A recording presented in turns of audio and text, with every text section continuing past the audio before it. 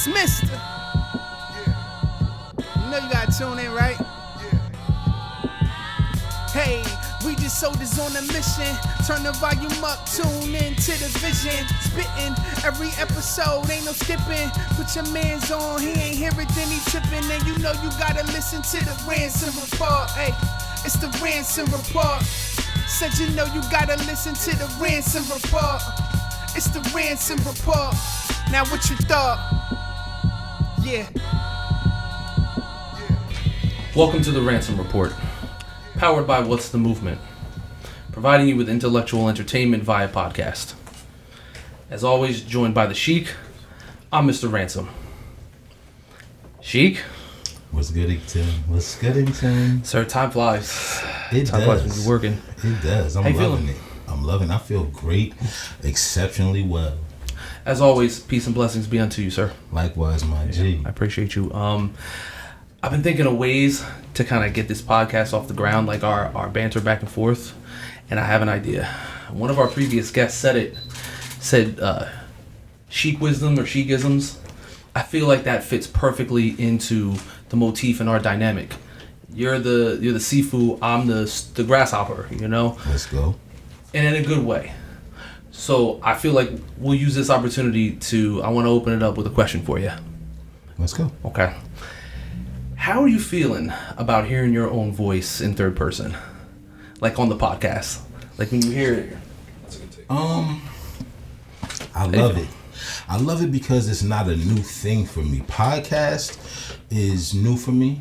Okay. I was a guest on the podcast before, but being in front of a camera and being on a mic is nowhere near new to me. Okay. You know what I mean? I mean, as you know some of my history.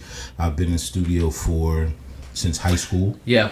You know, I put a studio together. I put a record label together. No. I have performed in bars. I've performed at high schools. I've performed at Black History Month events when I was in high school.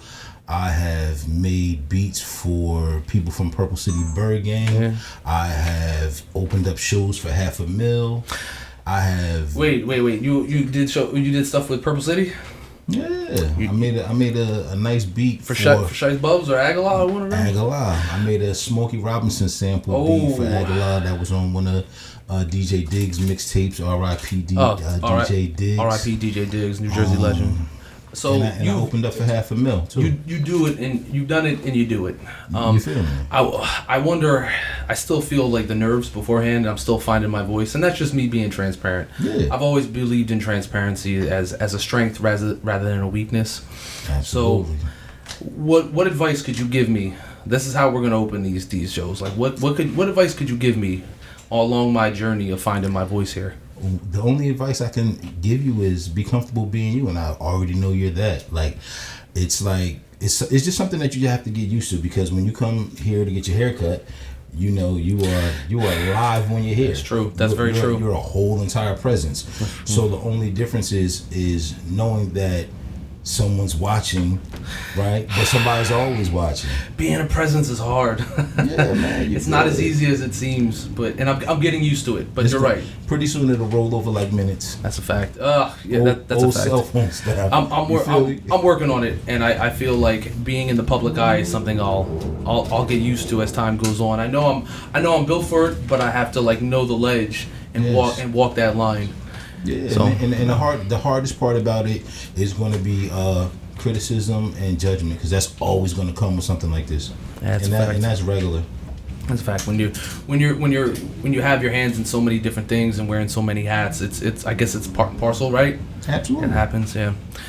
So as you know, we always sit down with people that I find interesting and talk about subjects I find fascinating. Yes. For this week, we have someone who is no stranger to wearing many hats, doing many things with many people across many planes. Jersey Queen. Mm-hmm. What up? Good evening. Good evening. How are you? I'm well, thank you for asking. On behalf of the Sheik and I, peace and blessings be unto you. Gratitude. Thank you for being here. Yeah. Thank you for having me. You're welcome. Happy birthday. Thank you. Happy birthday. Yeah, yes. Another lap around the sun. You know, it's your 22nd birthday. How you feel? How does it feel to be 22? The Emmett Smith year. Oh man, I have the whole world in front of me. I don't know what to do. The world is your oyster. I love it. I love it. Before we get started, I just want to say, as far as human beings go, we've had limited interactions, but let me say this: I love your energy. Thank you. I really love your energy. I appreciate that sincerely. You're welcome. Where does that come from? Where does my energy come from? Mm-hmm. Yeah. How do you cultivate energy like that naturally? Shoot, I guess that's a tough question. Well, we're here to answer the questions. Yeah, no, for sure. I mean, I What do you feel think? like, I guess the energy just comes from life, living life and then, seeing the blessings and everything that I go through, right? Seeing the blessings. Yeah, and counting your blessings. Counting them and multiplying them. That part. Yeah. Gotta multiply them. Gotta be the multiplier. Absolutely. Were you always someone who had this type of, he said presence, and the theme of our shows kind of revolve around certain mantras and certain things. Presence is a great word. Did you always have this type of just good vibes, good energy, good presence, or did that you find like me, you had to find your voice over time? I would say it's a mix. Sometimes it was there, sometimes it wasn't. It depends what I was going through or what period of my life I was in, but once you start to learn and get the hang of the flow of life and how not everything's going to be up, sometimes there's downs, you learn how to maintain. I feel like that's something that's constantly in flux. Does that make sense? Yeah, absolutely. Like it's like whatever that scale is called. Like I know it's like like the Libra scale is something that's commonly referred to as one of those type of things, but it's like it's a constant flux of your energy.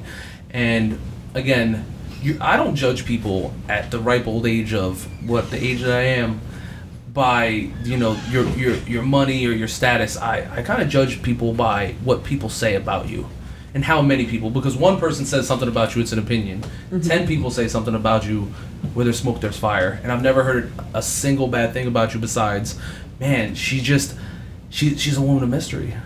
Like she's mysterious. Like she's so omnipresent in so many things.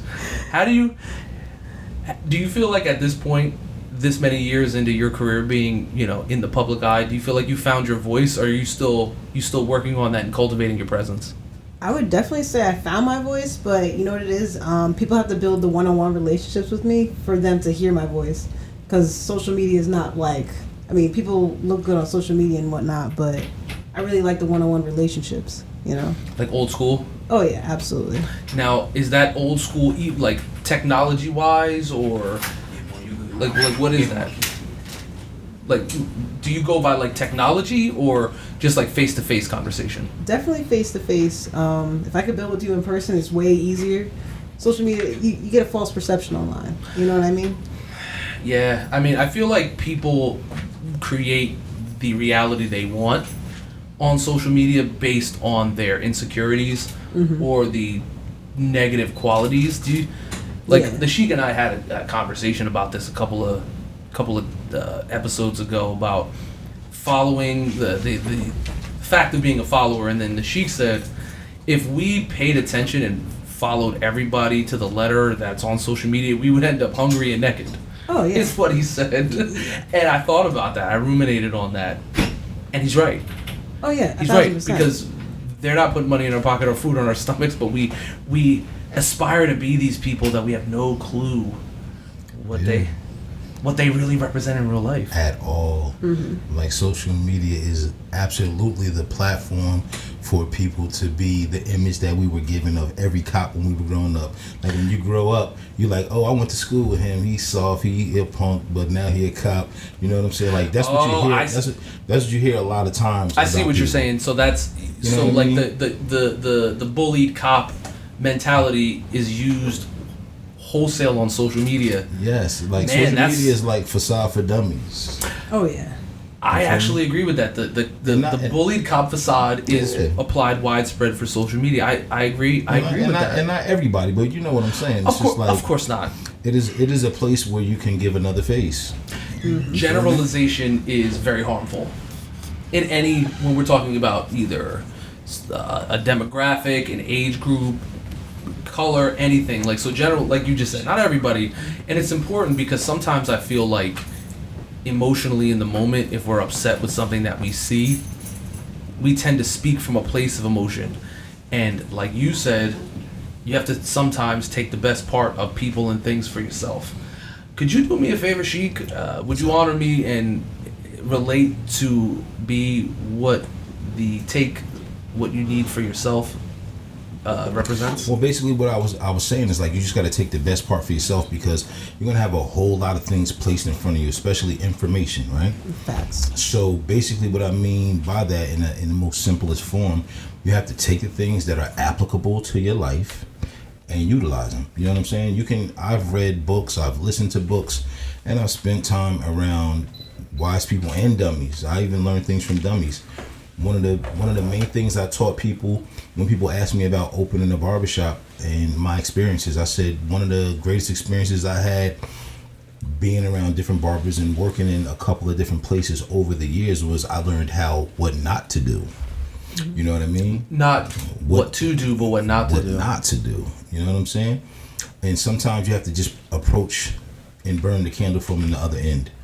You know what I mean? And you got to take the best part for yourself. It's real common for people to say, this is what I learned. I'm going to say, this is what I learned, but I learned what not to do. Just like I'll approach a client and I'll say to a new client, all right, well, I never cut your hair before. Tell me what you definitely don't want. You know, but it's common to say, what do you want? And that just came from experiences of taking the best part of things for myself. In every endeavor and every opportunity that I've had to learn from, I take what is applicable to me, because it's going to be the most useful to you and for you, the best part. That was what I'm saying? That was such a crazy statement that when he made it, you know, I was stuck for a second, because he's absolutely right. Absolutely. Who's showing up for the worst part? True. And you can apply that to so many parts of your life. Absolutely. The original conversation that we had was regarding Kanye West, and I grew up listening to him, but in light of his, you know, the things that he said that I didn't agree with at all, I found myself torn of listening to him without feeling secondhand embarrassment or shame. And then the Sheik imparted that wisdom on me, and he's right. You don't just because you listen to his music doesn't necessarily mean you believe in his viewpoints. And you know, he's all over the place, so he, you know, it's a bad example, but it was an example that we used in that moment. You can apply that to people in your life too. Yeah. Like when you have disagreements with people, or I always like to say, whenever I say this statement, whenever I say agree to disagree, a lot of people don't like that for some reason. Has that ever happened to you? Absolutely. I mean, people are looking at it from the glass half empty. Huh. And you should be able to enjoy entertainment without being attached to the artist's values. Why do you have to be attached to an artist's values to enjoy their music? Yeah, Agreed. no. You know I what agree. I mean? And half of the time when you're listening to artists, especially rap artists, a lot of that stuff is not even real. And when you listen to R&B artists, a lot of these people didn't even write it. So how do you attach a person to an artist's values just because they like the entertainment? That's why it's entertainment. Yeah. I would say art is literally what it's meant to be. It's art. It's for your enjoyment. Exactly. Now, they're not going to always resonate with you. They don't have to, because them being them is what makes them make this art. Exactly right. Yeah. Exactly right. It's going to entertain some, just like genres of music, right? Yeah. Like, there's one or two genres of music that I don't necessarily, you know, listen to. When I was younger, I was like, this music's bad. I don't like. Now that I'm grown, it's like it's just not for me. So I didn't take that's something I didn't take from myself. Yeah. I'm literally only taking the best parts of life for myself. There was a statement that I saw today that I want to share with both of you right now that made me think of the take the best part. This was on social media. Someone said, I saw a post I didn't agree with. I didn't get offended. I didn't comment. I didn't feel the need to change their mind. I still like the person. I just kept scrolling and went on with my day. More should practice this. Bro, that's literally me every day. Every day. Because I often think about responding. Like I seen today, let me tell you what I saw today. Somebody had posted a meme and it said, I can't remember what it exactly said, but it was like some gentlemen that looked like they were from what they now call the Middle East, and they had like they were holding gay flags, and it said Allah for gays or something like that. Okay. And like so many people were commenting on it, right? Like so many different thoughts and views about how people felt about it.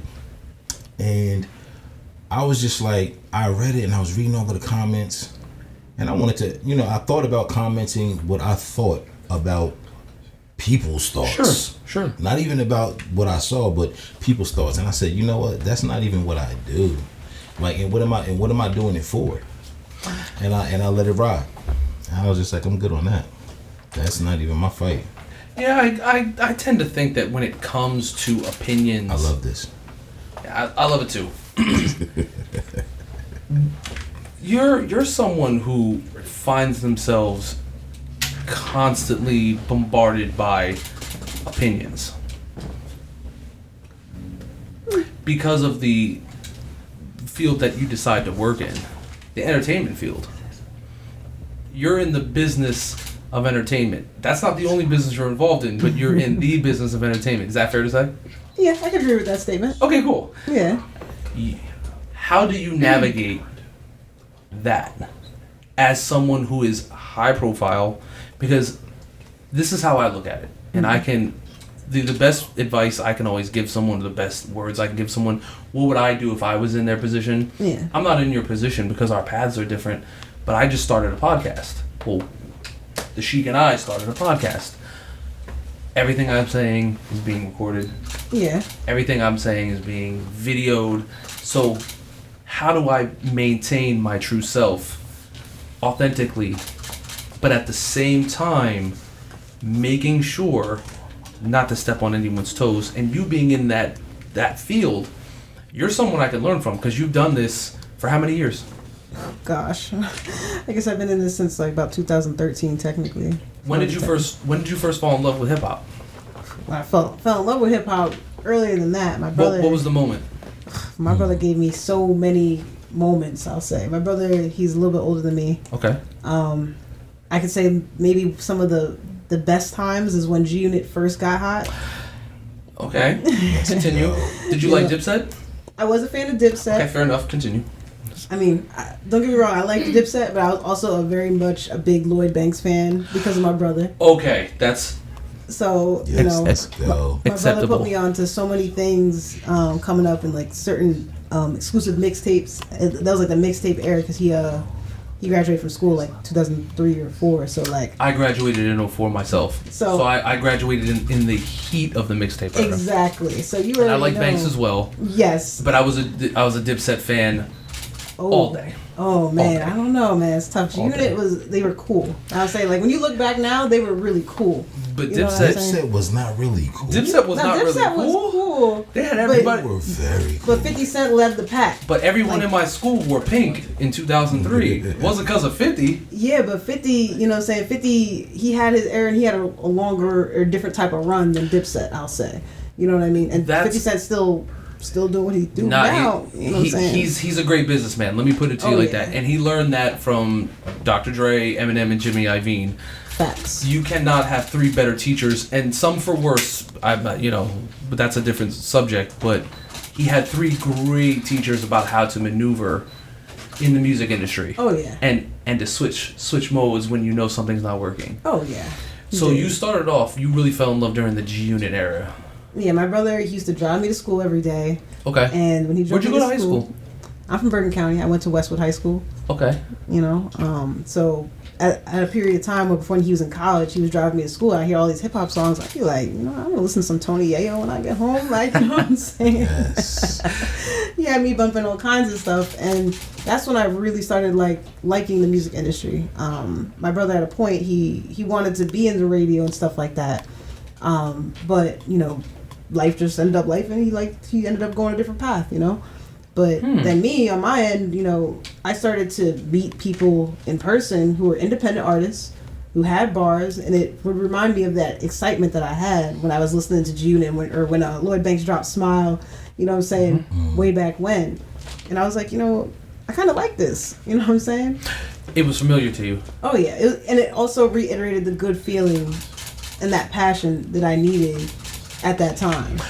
Don't you love music for the feeling that it gives you? Because you can't quantify the feeling. Great music is supposed to move you. Oh yeah, it's an energy. It is an energy. Sheik, when did you fall in love with hip hop? Man, the day it was created, probably. The day it was created? Absolutely. Like we're talking about, like I'm talking Cool about Herc like in when hip hop surfaced. Let's put it like this: I went from Kiss to Michael Jackson to hip hop. That was my order. I've always been into music since the beginning of my life. You feel me? Like, so music. I'm interested to hear about Kiss because I will say one thing about Kiss: they were great performers, yes, great showmen. They kind of paved the way for what a great stage presence should be. They weren't the greatest musicians or vocalists, but they had stage presence. How you gonna say they weren't the greatest musicians or vocalists? I'm appalled. Compared to some, Don't but I guess you know. Guess what? I guess everything in life is relative. I got a signed Gene Simmons at my house. Oh, listen, who did I like out of them? Ace Frehley. Ace Frehley was my favorite. Was that the guy with the star on his face? No, that was Paul Stanley. Okay, so Ace Frehley was the one that had kind of like a silver star thing going across his eyes. I remember now. But they were. I love having music discussions, not necessarily about one genre, but you just said it best. The energy that one feels when discussing music. Oh yeah. I had a teacher in technical school, and he said there are two universal languages in the world: math and music. And no matter where you're from or what walk of life, you can communicate through one of those two mediums. If you suck at math, lean in music. If you got two left feet, lean into the numbers. And before we were airing, we discussed that very briefly about the Afro beats and my experiences in the Caribbean. And I have such fond memories of those things. Now, you're from Bergen County. Were you born and bred there? Yeah. You were? Okay. Yeah, absolutely. Westwood and Washington Township. Westwood and Washington Township? Yeah. Are you still like familiar with the people back there, or you don't really get a chance to go back? You do? Oh yeah. I mean, my friends, my long-term friends, they're still from high school, and even before then, I still am in contact with them. They still come to my events, show love and everything. So you fell in love with hip hop through G Unit. But listen, I love that. An interesting. No, listen. Now look, I was like kind of sort of defending Dipset, but listen, 50 I have Cent, to defend Dipset. 50 Cent is one of my favorite rappers as I go through the eras. Like, I love Dipset, but when I start individualizing, like 50 Cent was one of my favorites. Well, I'm gonna say is one of my favorites because I always love artists that really never veered away from what they gave me from the beginning. I'm not the type of person that wants to grow with an artist. Like, I don't, you know what I mean? Unless you grow and you're good at it. A lot of artists are not good at growing. I agree. I could agree. I agree. Now, would you say Lloyd Banks was your favorite out of G Unit? Oh yeah, absolutely. I was definitely. Did you like 50? I like 50, but the Rotten Apple is really what like. Okay. See, I like the Hunger for More. The first, his debut. I was liking that too. Okay, all right, so you was in. Yeah, I liked all that too. It's just 50 Cent. You know, he sounded cool. You know what I'm saying? He did. But then eventually, you know what I'm saying? Times change. Right. And guess what? This is where I give 50 his roses. Like, I see where you're going with that. Times changed, and 50's sound of the early 2000s wasn't really the thing anymore. Right. He was smart enough to transition. Yeah. He transitioned out of music, and now he's a mogul, again, under the tutelage. Life's about our teachers, I think. And I don't mean in school. Yeah. I mean the people we collect along the way. And they could involve teachers that you had in school, but not exclusively to that. Like, I am sitting next to one of my teachers, and you could call him an OG, there's so many different ways of categorizing those people, but you have teachers along the way in your life, and that kind of shapes the person who you are. Yes. Because like that old saying, that old proverb, it takes a village to raise a child, I live by that. Yeah. Do you agree with that? I definitely agree with that. You can't do it by yourself too. Were there people along the way that, looking in, hindsight being 2020, people that highly impacted your life that you didn't know at the time? That you didn't realize that at the time? Oh yeah, there's definitely a lot of different people who came across my journey that became my soul tribe. Like who? Oof. In entertainment industry, like all. No, just in general. Just it could be about like becoming a person, because I firmly believe that your experiences build the type of person you are. Oh yeah. And then help you become the stature of the person you are in whatever trade you decide. Like the Sheik, for example. Yeah. The Sheik is venerable. Okay. That's the word I like to use for the Sheik. Absolutely, he loves that word. I love that word. I love that word because it means a human being, who has wisdom. He is wise. I appreciate that. That's a high compliment. I appreciate that. Yeah, That's and I appreciate you. Likewise. The energy that you attract help you become the energy that you end up being. But for you, because I don't know that much about you, and the people don't know that much about you, I feel like this is a good opportunity to kind of move the curtain back just a bit behind the, and honestly, I think that's a good thing. Yeah. Because absolutely. people deserve to see, and you deserve yourself, for people to know how are you the person that you are, and how do you make all these great relationships? How do you make all these inroads? So I ask you, are there people in your life that you didn't realize at the time really had a huge impact on you? Like the Sheik had impact on me years ago. I didn't realize it until we started this podcast, and my father passed away. See, it took these moments in order for me to realize. Do you have people like that in your life? Absolutely. Some of them are still around and near and dear, Good. Some of them are not, I would say. Can you think of an example? That is near and dear still. I mean, or in the sense I didn't know or wasn't aware of it when I first met them. Correct. For me, there's this woman named Christy. She's helped me a lot on my internal journey and my spiritual journey. For me, I lost my dad when I was in the 8th grade. I lost my mom in 2019. I'm sorry to hear that. Then I lost my grandma right after, and like a year after that. So I changed a lot. My condolences. Oh no, thank you. I just changed a lot as a person through those experiences. But through learning a lot through her, I became a better woman overall. In what way would you say? I would say because hindsight being what it is. Looking at it now, more so not allowing those grievances to become an obstacle long term in my life. It's more so a part of the journey, and you have to look at your glass like half full versus half empty when you lose people, because at the end of the day, sometimes you might have to look at it as like extra protection on the other side, because we don't see everything. We think we see everything. We think we know everything, but the universe has a different plan for us sometimes. And you got to be adaptable, right? Exactly. You have to be. Sheik, how do you deal with loss? And we talked about that in the first episode a little bit, but this is more of a closer to home subject. What's funny about that is it took me a long time, to learn how to deal with a lot of things, just because I just am what they call an overthinker. I think a lot. Sometimes intellect can be my worst enemy. And the reason I said it's funny that you asked me that is because as you're speaking to her, I'm listening to her speak about, looking at the glass as half full instead of half empty. Correct. But one of the things that I'm practicing right now is looking at the glass as all the way empty. You know what I mean? All the way empty? All the way empty. It was something that I've heard in a couple of books, but the place that is stuck in my mind the most is where I heard it first, and that was from Bruce Lee. And he said the power of a cup is its emptiness. And what he was speaking about is just allowing yourself to be at peace by not always having something in your mind.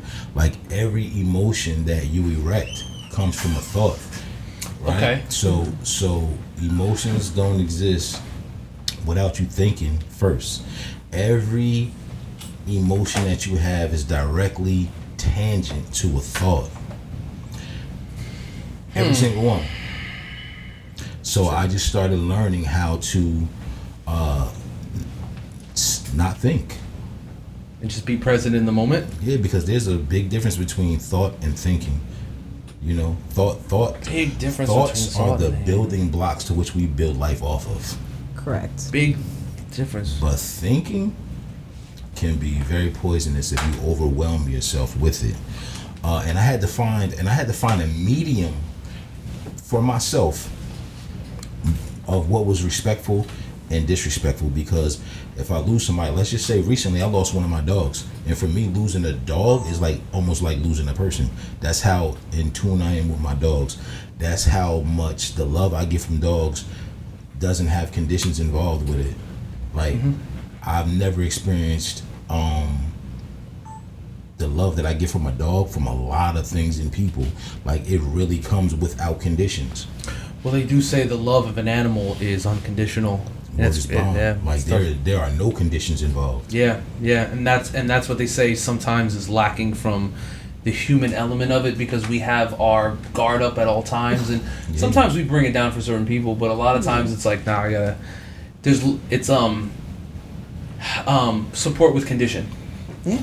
Because as human beings we have to protect ourselves and our own energy, but an animal that still has a spirit, still has a heart, still cognizant, doesn't understand those things. Correct. That's why I always say the love of a child is the purest love outside of like an animal, because they haven't been tainted by the world yet. They haven't learned how to lie. They haven't learned how to deceive or shine on. Like a very good friend of mine passed away when he was 14 years old, and I always say he was the best of us because he represents the innocence of youth. He passed on clean, like all of us have done dirt since then. Like his biggest fear was, doing bad on a test in 8th grade, or missing a shot in a basketball game. He missed out on all the horrible things that we have lived through and evolved into as adults that just come with the territory. Even if you're a good person, you're gonna hurt somebody here or there inadvertently. I always look at animals and children as the purest energy and the purest love. So if I have 2 cats, so if my 2 cats don't get along with you, I gotta look at them funny because they have energy. That energy's pure. If Homeboy or Dipset or R.I.P. the General Koba, was not, or Hagler. I was looking at the General's paperwork today. I miss him. We gotta. Can we have one of the exotics on for one of the shows? Man, listen, we'll pull up like a good diaper. Okay, all right, fair. I would really like that. But yeah, energy is, especially as we get older, I feel like we give it out to less and less people, but we're in the public eye. Right. I'm now in the public eye. Mm-hmm. Do you find that it's easy to be, like, how do you give your energy out? And I know it's one-on-one, but how do you decide who to give it to? Like, you're sitting here now, and honestly, just our conversation now for the last 30 minutes, I feel even more honored because your ideals are based upon, you have to earn that. You have to show, not earn it, but like I have to know that your intentions are good, your energy is good. How do you discern in your position? Because I'm sure people are always trying to talk to you, always trying to see what they can get from you. Like, how do you separate the wheat from the chaff, as they say? Honestly, I would say through learning, especially through Christy and certain life experiences, for me, your energy has to feel good to me for me to even want to deal or do any work with you. You know what I mean? Mm-hmm. I can't give it out to everybody. Energy is a currency. I really do believe in that. And not everybody deserves your energy. You know what I'm saying? I agree. They have to at least very much, especially be sincere as an individual, as a person. But also I have to see it as well. You know what I mean? I can feel it, but I also have to see it. It's like the faith through works. Like, you can have faith in something because it's unseen, but you have to see the work. Exactly. And energy is definitely a currency because it flows through a current. That's a fact. And you know what I always like to say? Stuff like that doesn't have tangibility is a weightless electrical charge, a current. Right. Yeah, I'm sorry. I don't want to backtrack, but this whole G Unit Dipset thing is really it's really bothering me. It's got me. It's really bothering me. It's not, and I wouldn't say bothering because Dipset? No, well, very recently, I'll say this: I've accepted "Get Rich or Die Trying" into my top 15 albums of hip hop albums of all time, because I can't deny it. Just like there's a basketball player who plays today. I'm not his biggest fan, but I can't deny his greatness. Yeah. I can't. I'd be remiss if I denied the utter special one of one that this individual has. The fact you won't say the name is so great to me. Well, I love it. One of the luxuries of having your own show is you can say what you want when you want to say it. I choose not to say it right now. Let's go Los Angeles Lakers. But how do you feel? So back in those days, like the 2003, 2004, that was a great time to be a music fan. Oh, yeah. Sheik, that was a great time. Absolutely. What do you guys miss most about that era, music-wise and like consumption-wise? What do you guys miss? It could be technology, it could be anything. What do you guys miss? Well, I know what I miss. I don't really miss anything about the era because I listen to what I want to listen to. Like, you get in my car right now, there's so much stuff you're not going to hear. No, I mean that era of time. Like, it doesn't necessarily have to be music. Like, honestly, I miss going on AIM Instant Messenger and writing, I see your... Oh my gosh. Listen, hey, I miss going on there and writing something that I saw like on a Cam song and... Oh yeah, the lyrics. You drop the lyrics as your status. Thank you. You definitely was. You get it? Yeah, absolutely. Oh, I was the Drake subliminal king before Drake. Oh my gosh. Like, I was putting on for the light skin mixed delegation. I was building. I walked so he could fly. You know what I mean? Oh my gosh, that's hilarious. But in all seriousness, what do you miss from that era? Because without social media, I kind of feel like things were a lot simpler, and I hate to sound like an old head, but things were a lot simpler in a good way, I feel. I would say for me, I really enjoyed the innovation at that time. So, like, for example, we would see some of our favorite artists. You maybe want to see them in concert, but you'd also then maybe be able to go home and play in your video game system. You playing like Def Jam Vendetta or something. Yeah. And, and then you also maybe hear your favorite songs, not only in Grand Theft Auto, but like maybe like a State of Emergency when that game came out. You're right. Everything was, people would collaborate in different ways to get these songs out. Now it's like super duper play to play and like, it's not as, it's not as organic. You know what I mean? Feeling, you know what I mean? Mm-hmm. No, I think I missed the mixtape part of it. Oh, yeah, mixtapes. Definitely, I missed the mixtapes. And then what was so special about the mixtape part was, depending on how thorough the DJ was, the mixtape DJ was going to depend on if you was going to get real live new music or was you just going to get some stuff you already heard with a different beat behind it, in a couple of or a whole bunch of freestyles. But the people that was really like that the artists really mess with. You would get new music. Like, that's where you got your new music from. And I also agree, miss, like 100%. Like listening to K Slay at 1 o'clock in the morning type stuff. The drama hour. Yeah, like that was really it. Lindsey, could you look up when did Dipset Volume 2, the mixtape, come out? Because again, when did I fall in love with hip hop? A long time before that. So just as an aside, a woman that my father was dating in the late 90s after my mother and father divorced, his name is Michael, and he listens to the podcast, so I'll credit him. I listened to a lot of like rock music and alternative music back then. And he said there's nothing wrong with that, but he was like, man, if I hear one more song from one of these artists, I don't know what I'm gonna do. Mm-hmm. So I'm gonna give you a couple of CDs and I want you to listen to them. And there was 3 CDs that he gave me, and I'll never forget what they were. It was Wu-Tang Forever, the double disc. It was Machiavelli, the 7-Day Theory, and it was Only Built for Cuban Links. That summer, whatever, I want to say, now all 3 of those albums had come out by then, but like, he just those were things that he wanted me to listen to as like, you got to get into hip hop, man. It's time you discovered your tutelage. Like, it's time for you to become a Jedi.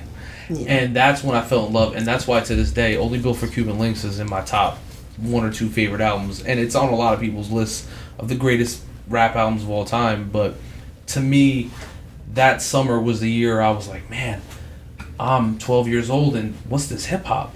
What's this? So I will say that, but my fondest memories of hip hop was during the high school era, like your brother graduated in 03 and 04, because I could go to the store and get a mixtape. That mixtape came out in 2002.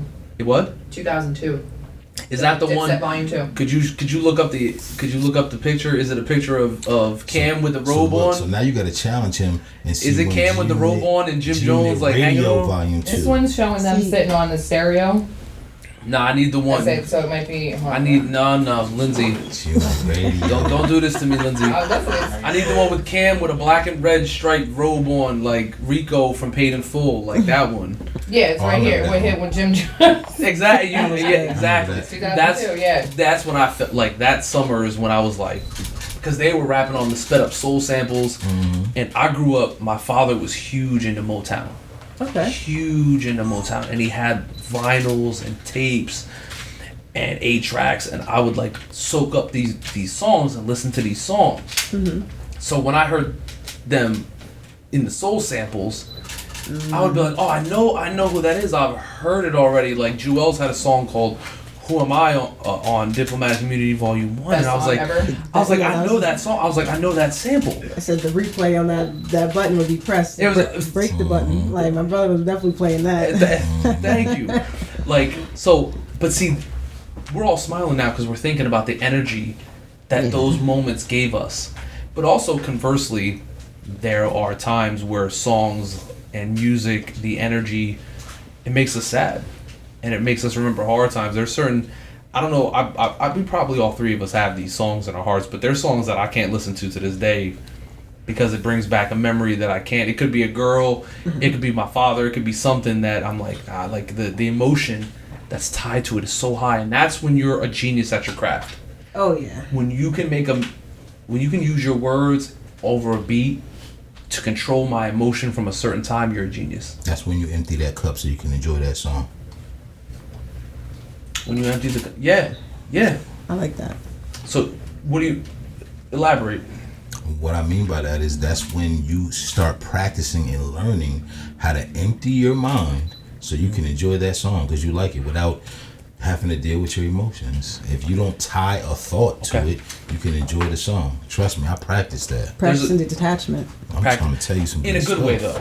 In a healthy way. Okay. There's a song, a Stevie Wonder song that my dad loved that song, and I haven't been able to listen to it to this day. You know what? That's my homework. Yeah. I'm gonna listen to it in the next couple weeks. When we sit down again, I'll text you. I'll tell you the song that it is off this, and then I'll let you know. I'll listen to it, but I'm gonna take the best part of it. Yeah. And the great moments. You're right. You're absolutely right. Don't endow yourself in the loss. Don't endow yourself in a loss. Endow yourself in all of the great fond moments. No, you're right. You're right. And when the emotions get strange, empty that cup. I'm trying to tell you, I practice it and it's great. It allows you to move forward smoothly because you have to learn how to move forward because everything that lives is going to die. I agree with that. And very true. And you can't ever evolve as a human being if you live by the principle that only what you think is correct is right. Yeah, and you can't. That's when you start realizing the power of what's in between.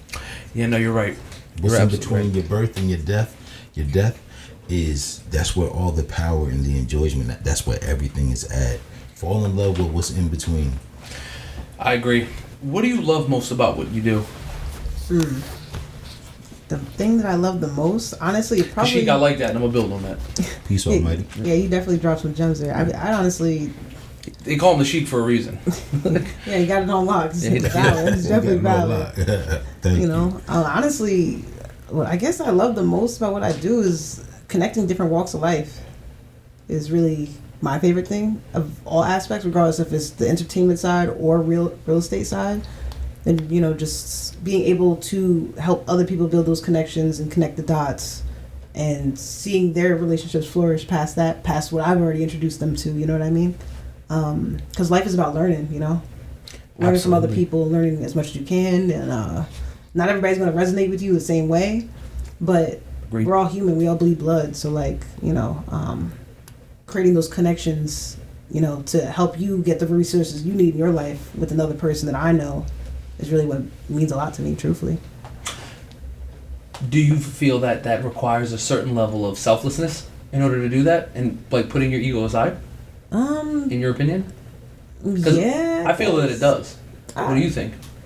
I can say it does require a lot of selflessness, you know. But at the end of the day, like, the only way for us to get better as people individually, regardless of race, ethnicity, or whatever, you know, like gender, is really through connection. And that brings you back to learning. Yeah. And she said that's what life is about, learning. Yeah, on the last episode, we had a discussion about schooling, and our guest had said, I was speaking about my schooling, and he said, you learned how to learn at a young age, and the Sheik was like, oh man, my mind is blown, which is rare for the Sheik. He was like, man, my mind's blown. Like, I don't know when I learned how to learn like that. I did, but I don't exactly remember when. But you're right. Yeah. What you're saying taps into how I was raised. Like, my mother was a teacher from a specialized curriculum. And my grandfather, like, again, her father, he was a military engineer. So he helped design, like, satellites for the Army, like, post-World War II. Brilliant man, and he ended up losing his sight. And I learned from him, when he lost his sight, for a guy that does things with his eyes and his hands for a living, that's very tough. But you know what he ended up doing? Becoming the #1 consumer of books at the school for the blind in New Jersey, because he was constantly learning. The last conversation I ever had with him was about time travel between black holes and star lifespans. I'll never forget it. I cherish that to this day. And he died maybe a day or two later. He never stopped learning until the day he passed away. He always said, Charlie, he called me Charlie. Some people do.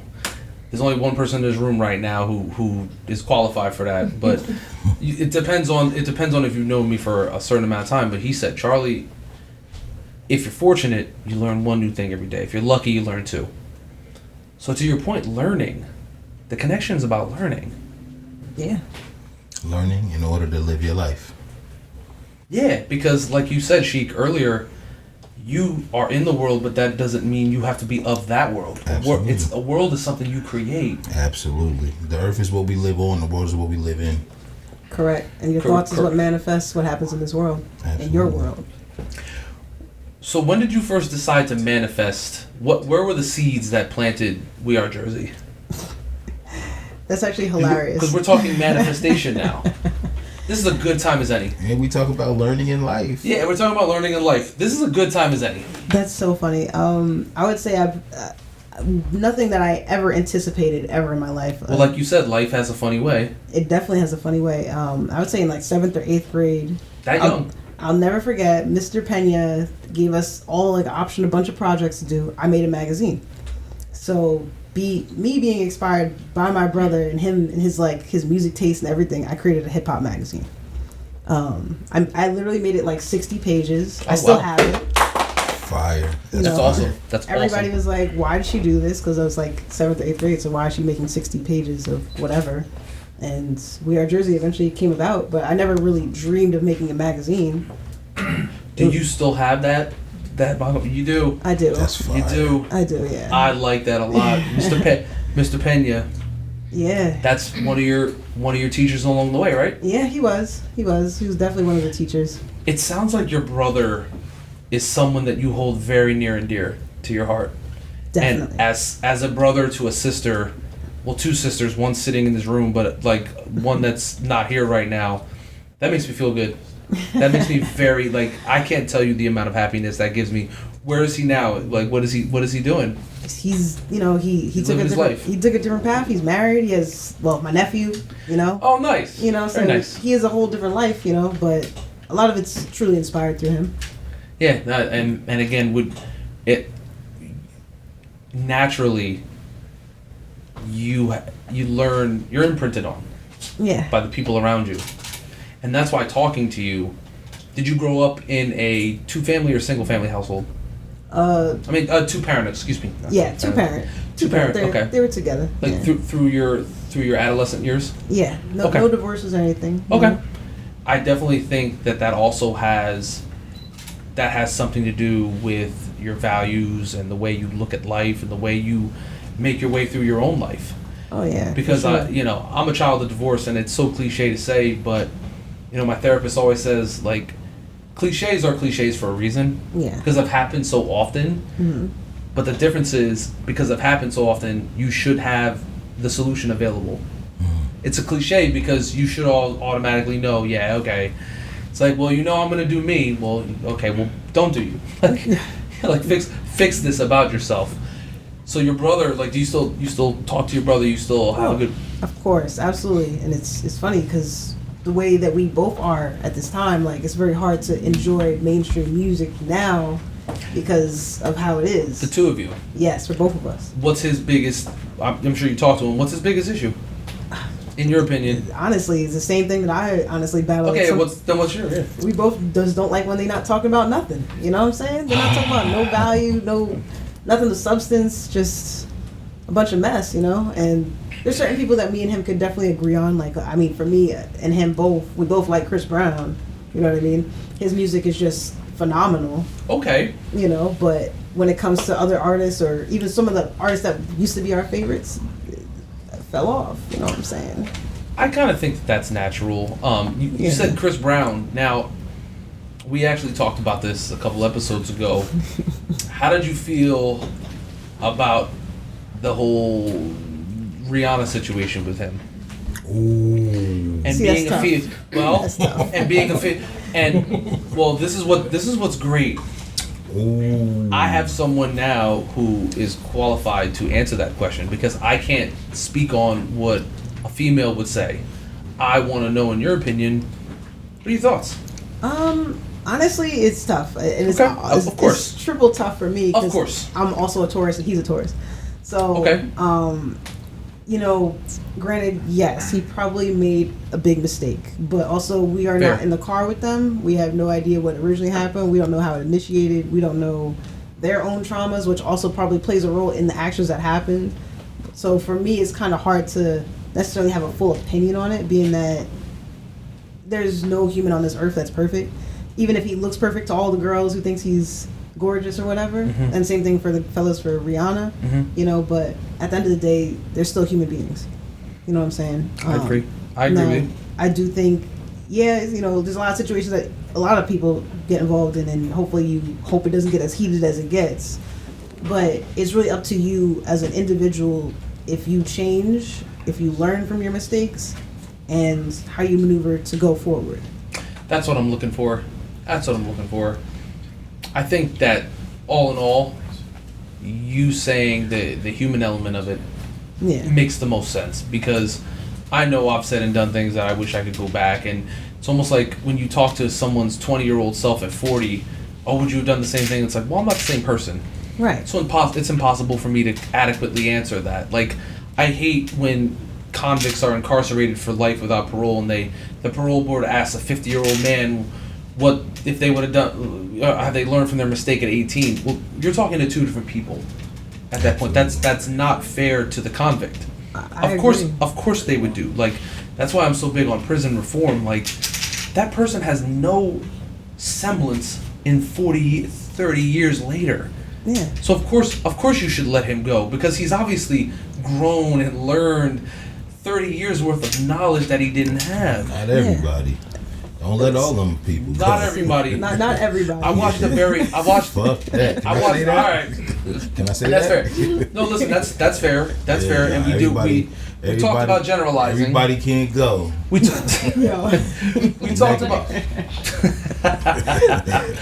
and listen, that's fair. We talked about generalizing a while ago, so that's fair.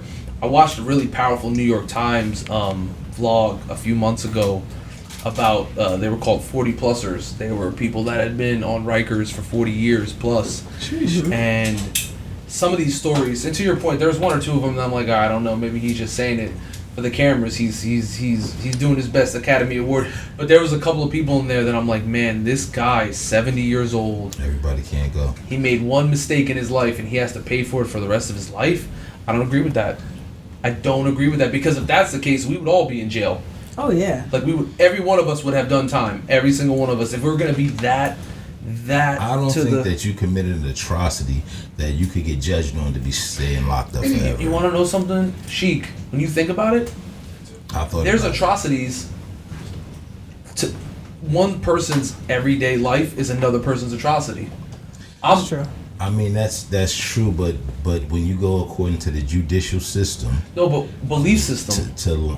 Well, I mean, we're not the judicial system though. Okay. I'm just saying. I'm talking about that particular system. Okay. I understand I'm talking about. I understand what you're saying. Okay. So well, no, I haven't committed an atrocity or the judicial system. Yeah, no. But I'm just looking at it from. And it does take. Outside of drug convictions, that's definitely unfair. Mm-hmm. But it does take, outside of drug convictions, it does take some very heinous things to land you real live life. And I'm not talking about 25 to life because they still can get paroled. I'm talking about life to without. land you life where you ain't life never leaving. They give you the football jersey number. You got to do some serious. You got to do some serious stuff. Well, some of these things that these guys went down for because the time when they were incarcerated is stuff that since has changed. It has changed, but because they were convicted in a certain year, this natural life is natural life. Those are the guys that I'm talking about. Like this one guy robbed a store and he shot someone in the leg. Was it the leg or the torso or something? But he's doing natural life because of something, whatever the law was in that state at that time. And this guy he's pushing 80 years old, and to talk to him, of course he's repentant. Of course he's, like you said, like he did something really bad. Like you put your hands on a woman, I consider that an atrocity. Like you shouldn't, unless your life is in imminent danger. This is what I always say. My dad always said, listen, she comes at you with a gun or a knife, it's like the military. If Knock out. You're being fired upon.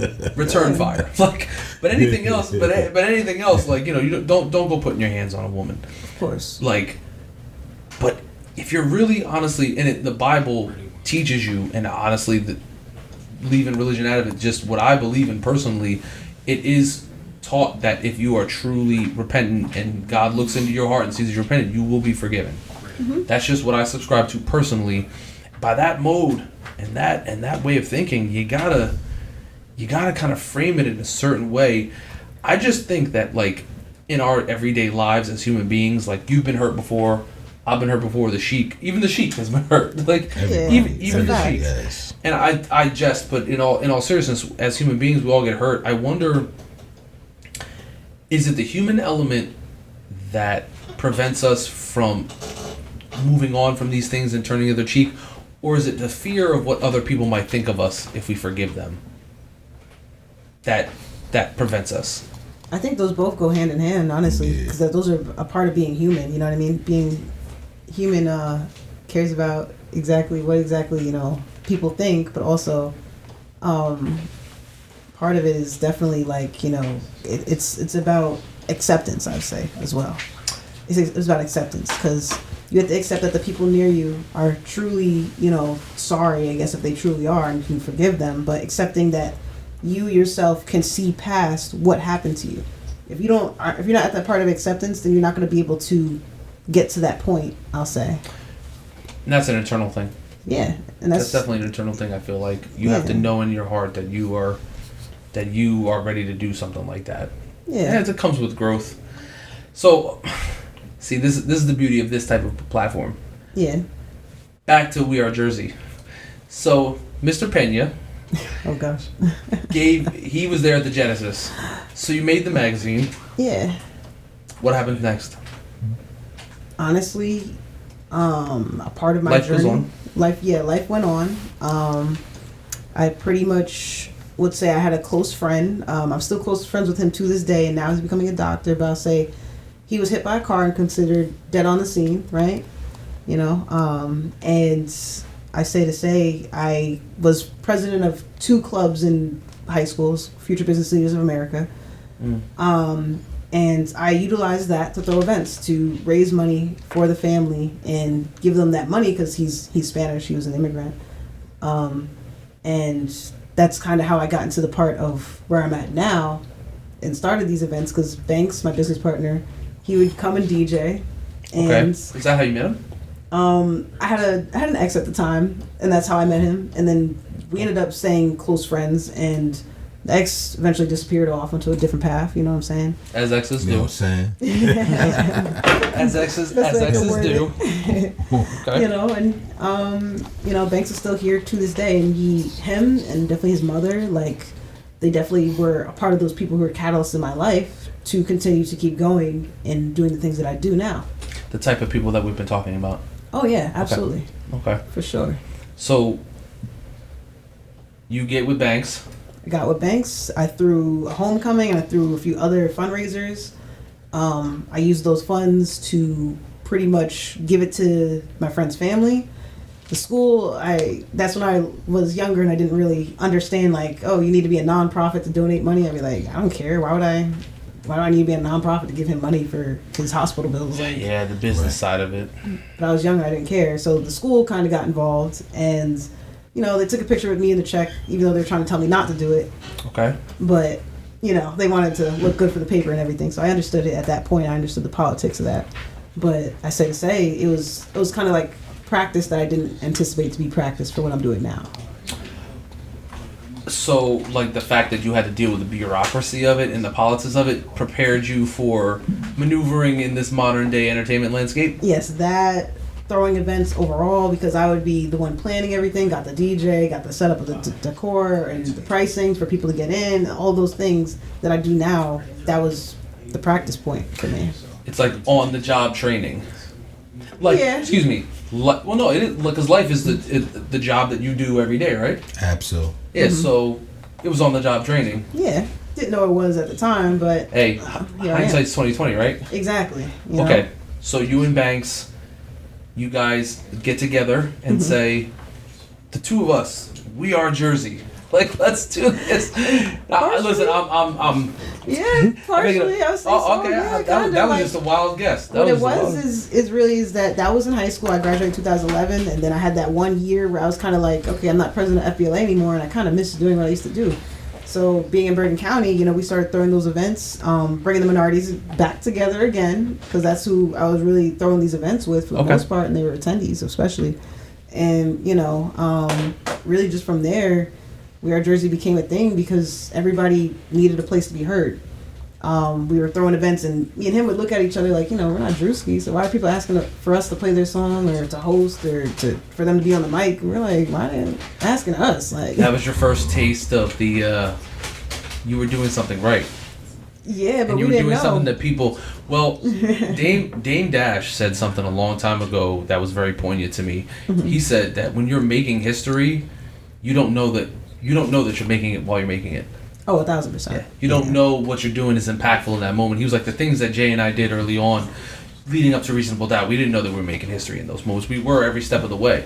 Yeah. And when I heard that, I was like, damn, he's right.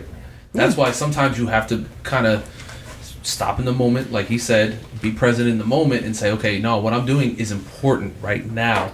Yeah. But not get too cocky, like, what I'm doing is important. No. And a lot of times you can't even see its importance because you're just doing you.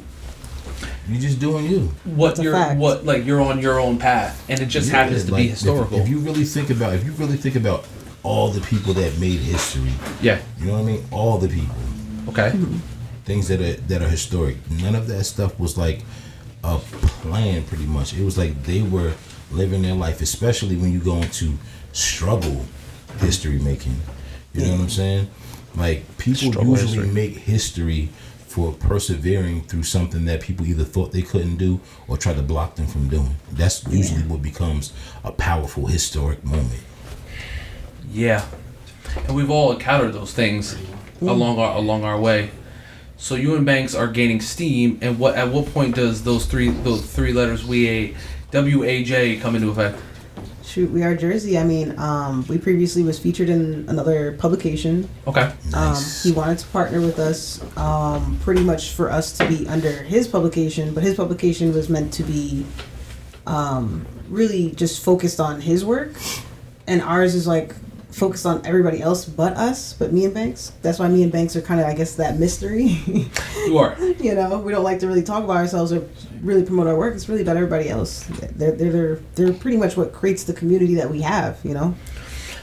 It's individuals like you that push the culture forward. On our first episode, we sat down with Rodney, the creator of Garden State Hip Hop, and he said something very similar, not too dissimilar to what you're saying right now. Like, I didn't get into it for the clout of the monetary gain. I got into it for the love and to see people, like, to see the culture get advanced. Yeah.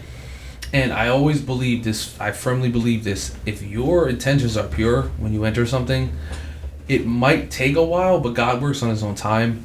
You have to see it through. Because sooner or later, it will break in your favor. Now, it might not be exactly what you thought it was going to be, but it will break. Yeah. When did you realize, everyone has that moment like, oh, wow, we're doing something. When did you realize that We Are Jersey is onto something? Because you got to grind, right? Like, the Sheik had to grind with his businesses. Like, I'm grinding with this. This has been a year and a half in the making. Like, when was that moment where you were like, okay, we're making some progress here? Honestly, because of, especially from where I'm from, and for Banks as well, because he's locally by like Saddlebrook, New Jersey. You know, I feel like for at least me and him, I think both of us would both say when we started doing yacht parties. When we were doing yacht parties, Banks is maybe like a year older than me, so I was like 19, 20. He was like 21, freshly 21, 22, you know.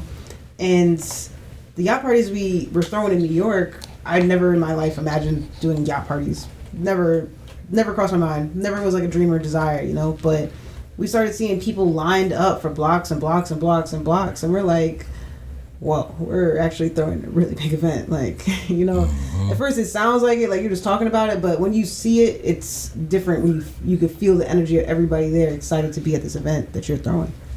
Yeah, Sheik, like you said, the idea was crystallized. Absolutely. Absolutely. Are you big into journaling? Do you journal?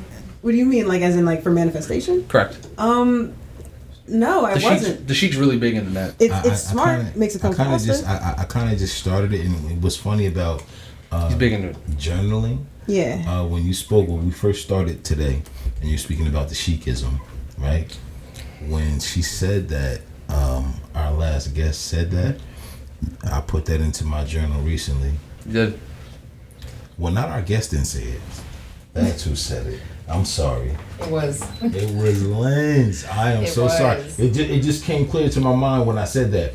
She gave me the idea that I should write a book, and you was like, call it Sheikism. Yes. Yeah. Yes. These little one-liners he cut like between just his experiences, the little one-liners. It's in the journal. Do it. and look, I got you. If the Sheik had an audio book, I'd listen to it. Absolutely. Yeah, I'd listen to it for sure. But yeah, like he always talks about crystallizing his ideas because the thought is nothing until you manifest it. You can have the greatest thought in the world, and again, timelines and things outside your control. One thing, but he kind of got me into writing things down. Like I have a little notepad that you saw earlier. It's not just stuff for the podcast. There's all sorts of stuff in it. My therapist was on it for a while. And again, if one person says it, it's an opinion, and I'm not one of those people that just because a doctor says it or someone says it, it's gospel. Yeah. I'm always trying to seek out more knowledge about that because that person puts their socks on the same way we do. But when the Sheik said that on an episode not 2 weeks after she said that, I was like, well, if two people in completely different universes are saying it, you gotta listen when the universe speaks, right? Of course, absolutely. So here you are doing these parties and the universe is speaking to you. Yeah.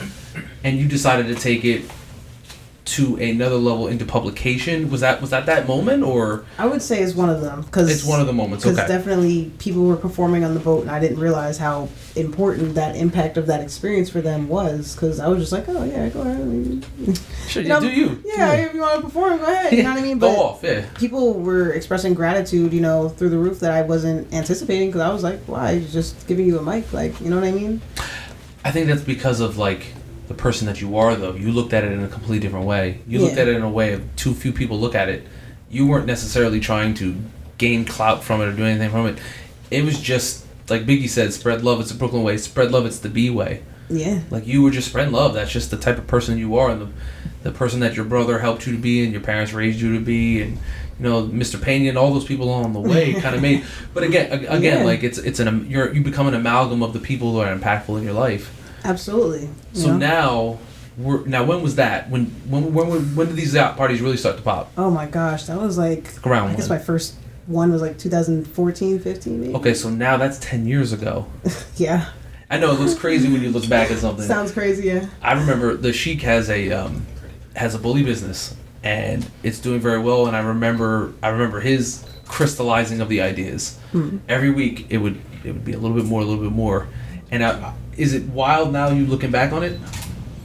Not wild, but like it's impressive now. You looking back. How much time has passed? That's a hard question for me to answer. As the creator, I imagine that. And the only reason I say that is because it's the one business that is literally with me all the time. Like I go home to my business. Okay. They're living creatures. You know what I'm saying? So it's just like I see every flaw every day. Like I look at those dogs every day and like, how can I create the next thing? How can I create? You know, I love my dogs to death, but when you're in the business of building a breed, you're always looking at what's not good about your dogs. Just like I always look at what's not good about myself. I know what's good about myself. It's like the eye on the sparrow. You feel me? Mentality. It's like constant development. You know what I'm saying? So just like what we keep speaking about, the universe. The universe is changing, growing and developing as we speak every day. It's a constant project. You just said, like success. Well, you said something that stuck with me. You said, you know, if something doesn't change, it's dead. It's stagnant. Absolutely. If it don't change, grow, or develop. Change, grow, develop. That puppy is dead. Yeah, I think that's well put. It's no longer alive, and I mean, unless it's a rock. You know what I mean? Well, If it's full of life, it has to change. It has to grow, whether it's growing up or growing down or growing old. Agreed. Or it has to develop. But if there is no action involved, there's no life involved. It's stagnation. So now, at the time of this podcast publication, your next publication will have been released. The summer issue. Yeah. Of We Are Jersey Magazine. Absolutely. We Are Jersey Entertainment. It won't be new to everyone else, but it'll be new to us. Mm-hmm. Give us First of all, I want to preface that by saying thank you for honoring us with the exclusive. Like, oh yeah. I appreciate. I cannot tell you how much we appreciate you to the utmost for that. We appreciate your time and your energy for this. Thank you for being here on your birthday. Yeah, like no, your time and energy is fire. Valuable.